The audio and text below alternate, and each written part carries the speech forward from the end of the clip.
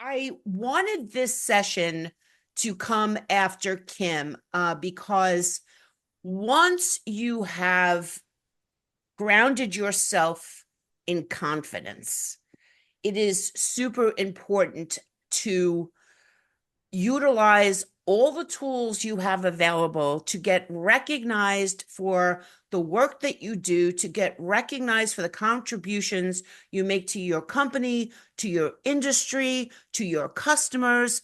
And one of the ways you can do that is through the power of story selling. Carys Evans, who's on screen, is an account manager at Karis Copp Media. She's going to speak about. We're going to actually have a conversation about accessing the power of confidence to promote yourself internally and externally, to create industry visibility and career opportunities through personal branding and recognition. So, Carys, with a C. Yes. Can you let everybody know more about you and your work in the industry leading up to your current role at Karis Copp Media? Yes. So as you probably noticed, there's quite a lot of Carises flying around. I started in the industry 6 years ago, kind of by accident, like a lot of other people, I think. I came in from a journalism background, having studied journalism at uni, and happened to start my first job at a trade magazine in the print industry. So I started off as a news reporter at Print Monthly and Sign magazines, which are UK publications.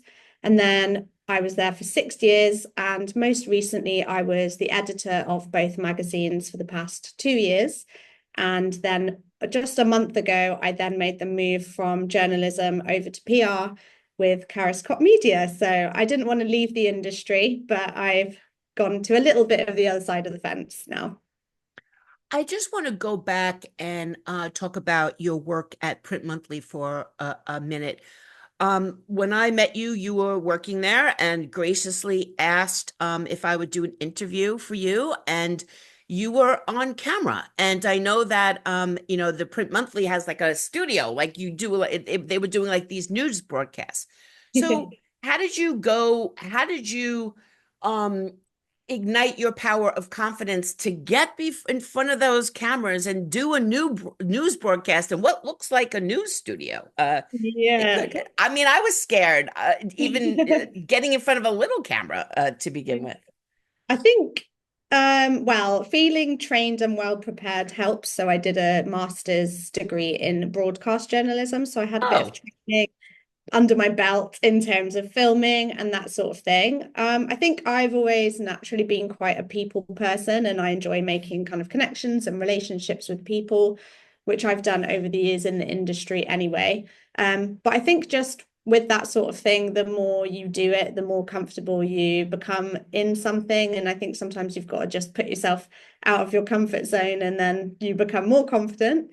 Um, and I think for us as well, being on that side of the camera, it's a little bit less daunting. So I always empathize with the people that are kind of being interviewed. But yeah, just exposure therapy, I would say. I agree with you. Just, jump in front of a camera and do your best until you develop, a way of handling it. Do you, just on that, for one last point, do you have any tips for people when they're being interviewed in any sense? I don't want to put words in your mouth. Please share. I think just from my experience, I think just trust that you know what you're talking about. I think that was kind of touched on in the previous session in terms of confidence. And, there's a reason that you're being interviewed for a topic. You've been put forward as the person that knows what they're talking about. And I think just remembering that, it can be daunting having cameras in your face, and sometimes Ik you ga get eruit. Ik a word er mind echt niet blank. goed van. Um, Ik ga ook uit de call. I think, yeah, with Print Monthly and Signlink, we never did live recordings. I think that's a slightly different ball game. But yeah, just prepare, just stay calm, trust that you know what you're talking about. And sometimes I think over preparing can be a bad thing, because then you rely on remembering things word for word. And then if you forget where you were, you can kind of be a bit lost. So I think just, yeah, prepare and have confidence. as easy as it is to say that. And even if it's not a scheduled interview, Karis just gave great advice. If you're in a trade show booth and you happen to be working at that company and somebody comes up and they pointed as you to you as the one to get in front of the camera, have the confidence to know that you know what you're talking about. You can usually have a conversation with the people coming up to the booth, and they'll pretty much tell you what they're going to ask you. And that's a negotiation at that point. You can say, I understand what you want to know. Can you ask it this way? Or anything that keeps you in your lane. And I would hope that you would agree that authenticity shines through on a camera. Do you agree with that? Absolutely. And another thing I would just say on that as well is just remember that the media can only publish what you have said to them. So, as long as you, like you say, as long as you're authentic and you know what you want to say, just remember that, because I think sometimes people worry that what if they're going to say something the wrong way or phrase it wrong, and you can always get in touch afterwards and ask if something can be left out. It's a two-way street, and at the end of the day, from a media perspective, we just want to cover what the companies want to share and the news that they've got to say. So yeah, you can definitely reach out afterwards and clarify anything. In general, how can media coverage benefit an individual and a company like, for example, if a woman owns a company? So I would say, although sadly, statistically, less people are reading magazines and newspapers and printed medium in that sense, interestingly, being covered in the media or featuring in the news still has a lot of weight, and people still value that quite a lot. And I would say a lot of the industry members still go to the trade press to get their news and to stay up to date with the trends and all the things happening in the industry. So firstly, I would just say just being featured in the trade press at all shows that you kind of have a interesting perspective, something of value to say. It helps you to position yourself as a recognized expert or just member of the industry. And I would say from a business point of view, it's just quite a nice way to kind of promote your initiatives if you're doing anything corporate social responsibility or environmental. It's being in the press is quite a nice kind of non-salesy way to promote the positive things that you're doing. But obviously advertising does help to support the platforms as well. But yeah, I just think it just helps you to position yourself within the industry. Now, based upon your experience, do you feel that media coverage of women in the industry is in a fair proportion to the amount of women that are in the industry? That's a really interesting question. I think having been a female editor and female journalist, I think I'm more maybe attuned to the news coming in to my inbox in terms of senior females appointments and female-led companies. So maybe I've got a little bit of bias in that sense that I'm maybe more drawn to those stories. I think generally in the UK specifically, I know that the last statistics that were published about the kind of balance was there's still only about 31% women in the industry in the manufacturing side of it. So I think that is reflected in the media coverage of women. And I think at the moment it's still just a case of statistically more of the males are in senior roles who tend to be the ones who are the spokespeople for things with the media, and also traditionally more kind of engineering roles who would be the people that are giving the explanations and the comments on the news. So I think it is a case of it's a reflection of the imbalance in the industry at the moment, and hopefully the more that changes and more women progress to senior roles, then that will hopefully be reflected in the coverage.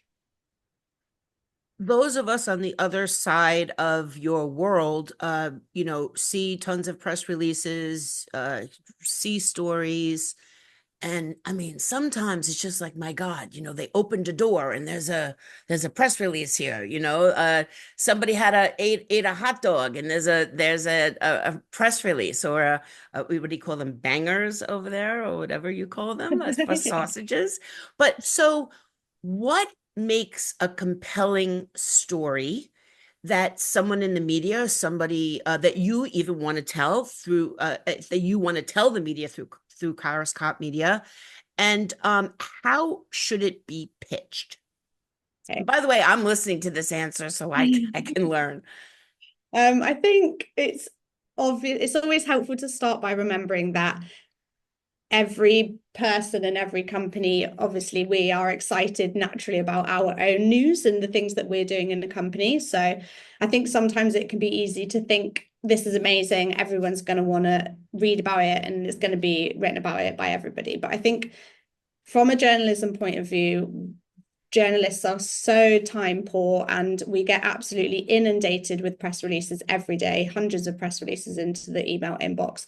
And I think sometimes it's really a good rule of thumb to just think what in this story is either new, specifically new news, or of something that's kind of significance. So maybe a milestone, a good strong statistic, or a number that you can throw in there that will make it stand out from all the other kind of, in our industry, sometimes it's a lot of machine installations or appointments. And I think just picking out, just think what is the headline news that's going to stand out in an inbox full of other news about similar topics.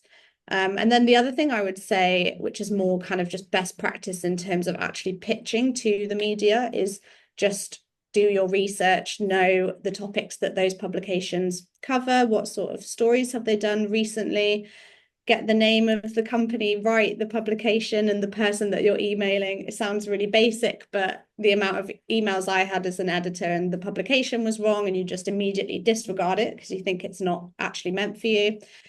So just simple things like that go a long way.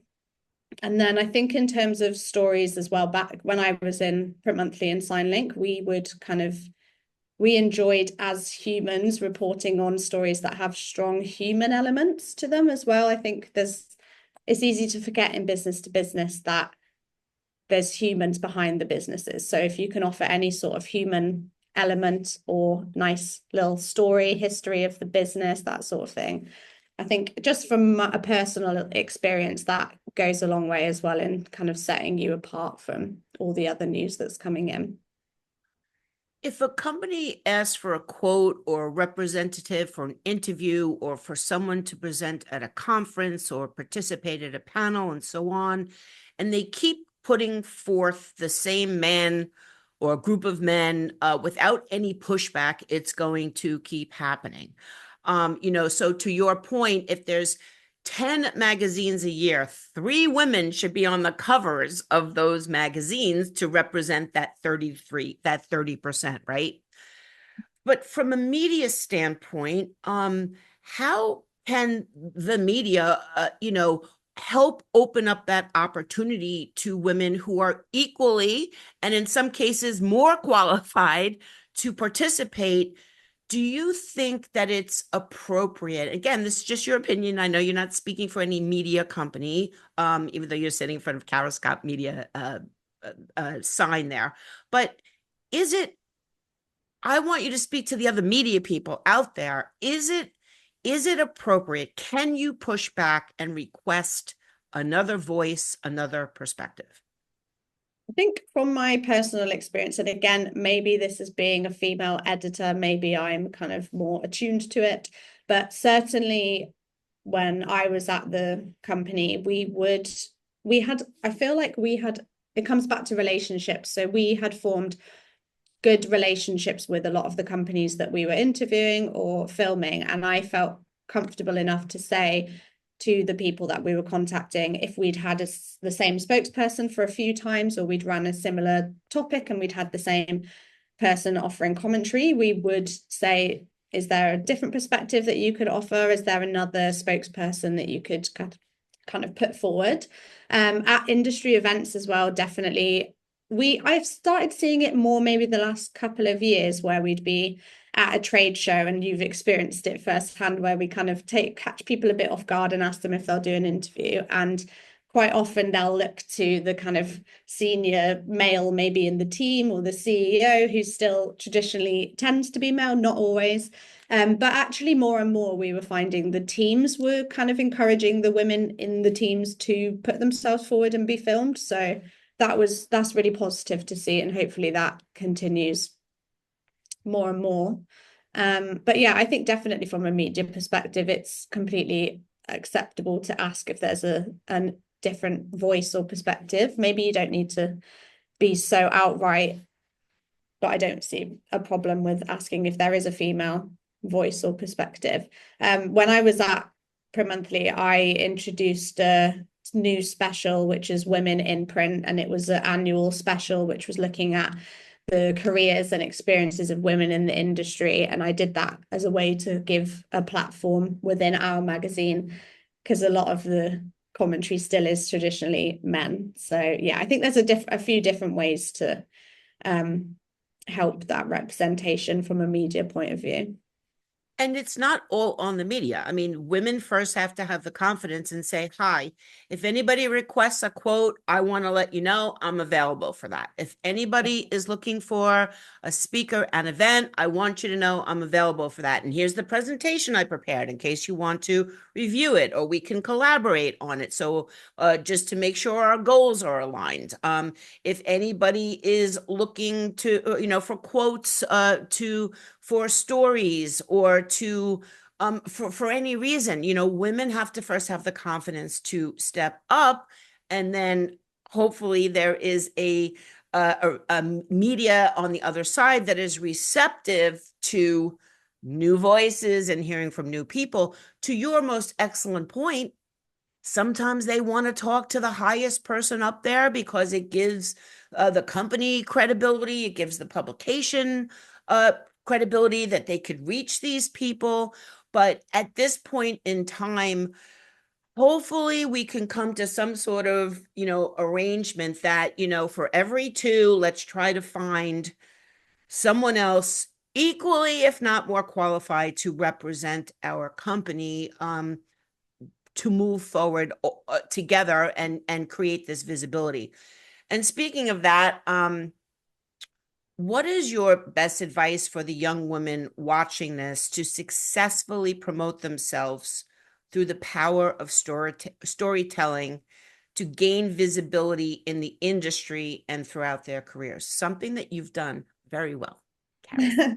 Thank you.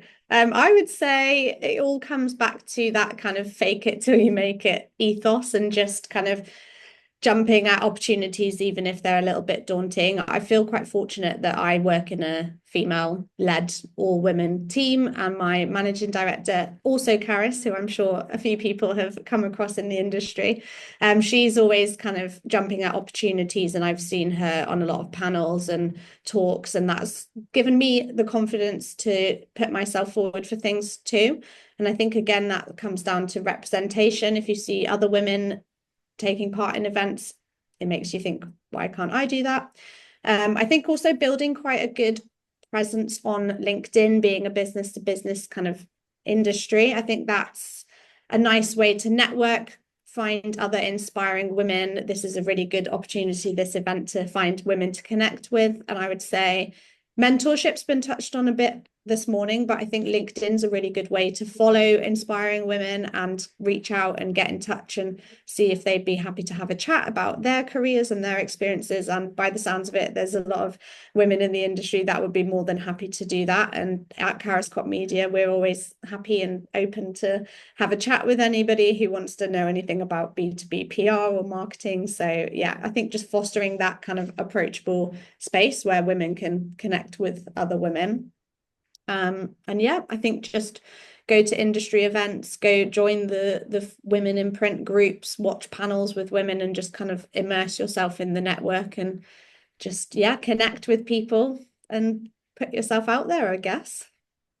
You also mentioned something that's really important and has become more important now that the artificial intelligence is running through the chat, through the search engines. And the more content you put out through social channels, on blogs and things like that, the more AI is going to find it. And I'm going to give you two crazy examples. I searched something the other day on Google, and now on Google, at least on my version, the first thing you see is AI gives you an answer. and I was looking up something about podcasts, and it gave me as the answer. It gave my podcast as the answer, and I was staring at it. I was like, "Oh my God." Like Google is now recommending my podcast as the number one podcast in print based upon all of the information that it's getting. Somebody wrote to me on LinkedIn the other day and said they were doing a presentation and they searched why is print still meaningful these days, and it spit out a quote from me. It wasn't an exact quote of anything I ever said in the exact sentence structure, but it was things I had said or things I had written about, and it put it into a quote that is now in somebody's presentation. Now, I didn't, yes, what was my role in that? I put information out into the world, and now there is a whole other way that it can be promoted by Google. So I think that that was an excellent point on top of all of the excellent points that you made today. Thank you so much for joining us, Karis with a C from Karis Copp Media with a K. Um, Always good to see you. And I know Karis Copp is in the chat. Just thank you so much. And Kelly, you're next. You have any words for Karis before we Well, yes, for her and for you, Karis, thank you so much. That was extremely valuable. And I think I wanted to underscore your idea about, practicing and being prepared when you're asked questions. But one thing that Deborah taught me, me a long time ago, was to control how you're introduced. So when I go up on a stage, I hand the person who's going to introduce me a card that is, and this is because you taught me how to do this, right? So that I control what's being said about me and how I'm out there. But that whole idea of making yourself available, the fake it till you make it is really important. Tara Seth, if she is or isn't here, young student at Ferris State University, we threw her on a panel at D Scoop completely unprepared at the last minute because of a vacancy. It's a 20-year-old, and she just got up on a stage, right? So unafraid and willing to do that work. So Karis, really great advice and great observation. So thank you so much. Thank you so much for having me as part of the day. okay. Cheers. Cheerio.